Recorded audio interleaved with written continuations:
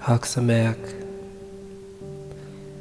As we're moving closer into Sukkot, in this new year that we have presented in front of us, somebody asked me, how do I change who I was last year to who I want to be this year?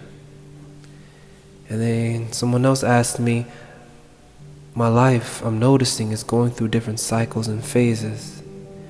And life is a process of cycles and phases depending on the individual. Some stop at earlier phases, some go on to later phases,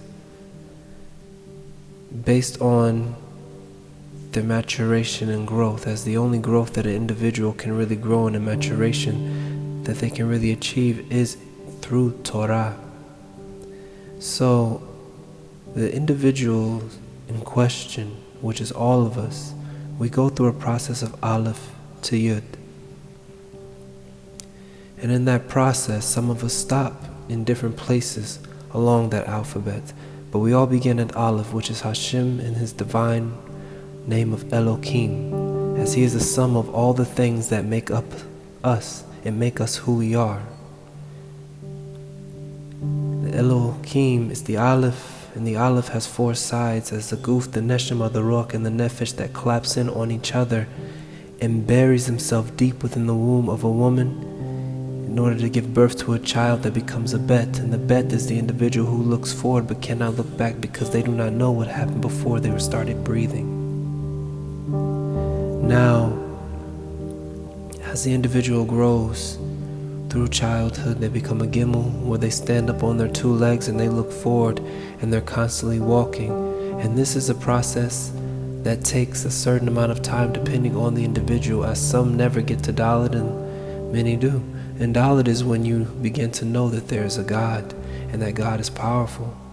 And that Dalet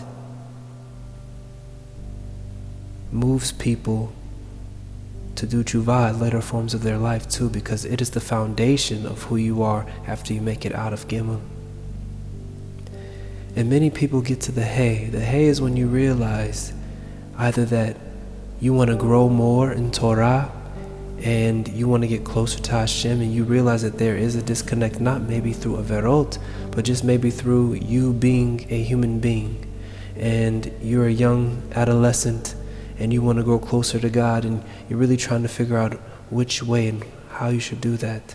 So you attach yourself to a good rabbi or a good havruta, or just a good women's group, and you want to grow and you want to move toward it.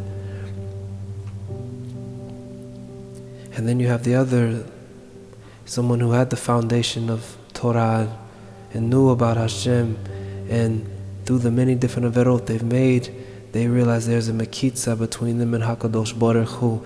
But either way, both of those types of individuals and the two paths thereof make it to Vav. And Vav is when you start to look forward and realize that there has to be some sort of change in your life in order to get to where you want to get to. And the change is you looking forward to seek out Hashem, either through the fact that you realize there's a disconnect through sins, or because you want to grow closer, because you personally don't feel close enough where you are. Both are very beautiful, and both get you to the seventh. And the seventh is rest and completion for the one doing tshuva, and rest and completion for the one who wishes to grow. And that is the Zayin. It is when you are able to reflect, which means you are looking forward and moving forward while still seeing what's behind you. And you're changing your ways and fixing things and growing in different places. And at this point, just in truth, you are in your adult life. You're well into your adult life. Maturity has blossomed within you, and you realize things about life that you didn't know at an earlier age. And as this happens to you, and you make it out of this phase, you get to a place called Chet, and that is the 8th. And the Chet is Hashem's divine presence, His wings spreading around you and making the mekitza between you and the world outside of you. And the world outside of you is a world that does not appreciate holy things. And when you latch onto that holiness, there's a protection around you in this world. As you've heard many miracles, and Shabbat is a chet in itself. Why is Shabbat a chet? Shabbat's a chet because Shabbat is a day of miracles and Shabbat has power. There's a story of a woman who went to a rabbi, somebody told me.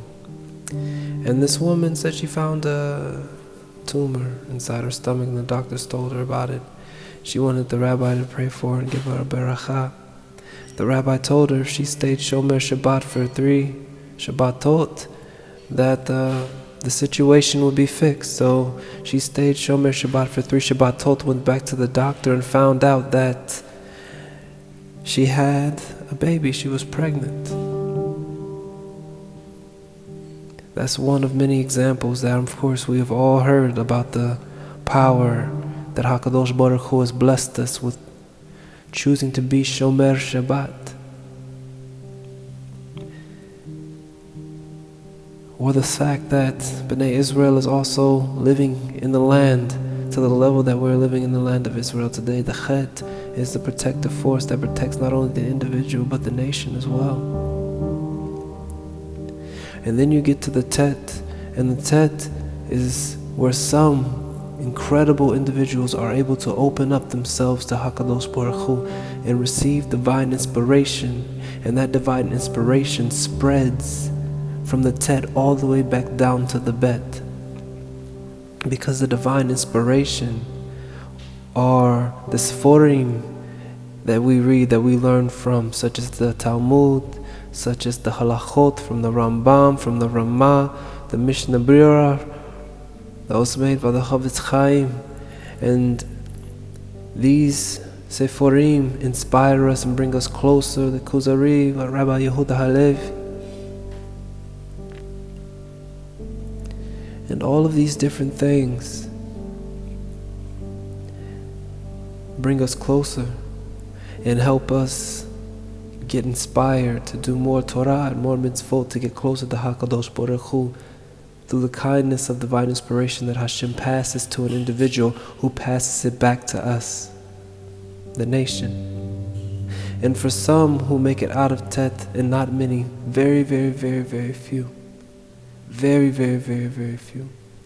Moshe Rabbeinu being one, they know Hashem on an intimate level, and the intimate level that they know Hashem on puts them in the status of the Yud, because they know Hashem in a very intimate way. And these individuals, Hashem opens up Nevuah to them on various degrees, and they are able to see back to the Aleph and beyond the Yud on things that have been or will be or are occurring even at that moment. And this divine inspiration and Nevuah that they receive, they also create incredible Seforim like the Zohar, like the Torah, where Moshe has everything there written that Hashem has commanded us, all 613 mitzvot.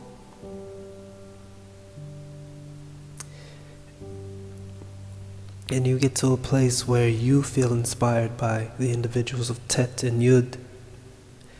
And it brings individuals from Hey to Chet, from Dalet to Zayin.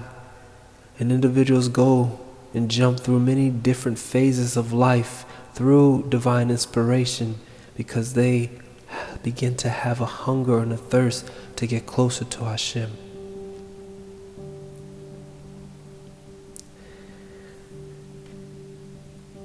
These different phases go very, very in depth, and I didn't want to take up too much time to go through them, because there are also age groups in which these things happen. And the age groups and also times in which these things happen within these age groups, and these different times and ages in which these things happen and allow people to grow are very, very time consuming to talk about. But the overall point is to say that regardless of if you're at the hey moment of your life where you feel you're disconnected from God and you want to go to the Vav, or if you're at Vav and you want to be Zayin, or if you're at Zayin and you want to be Chet, Torah is the fruit of life. Why? Because it comes from God. And God tells you exactly what God would like you to do. If we are children, these are the things that while you're living in your parents' home that they ask you to do that will go well with you if you do them for your relationship with your parents while you live inside their home. This is honoring your parent. So the things that Hashem asks us to do, if you want to grow to different stages, appreciate these things and do them. And in appreciating these things and doing them, you'll notice that your life becomes easier in many different facets. And you're able to appreciate the life that you've been given in a completely different way. If you truly want to have a conversation of holiness and an exchange of holiness that comes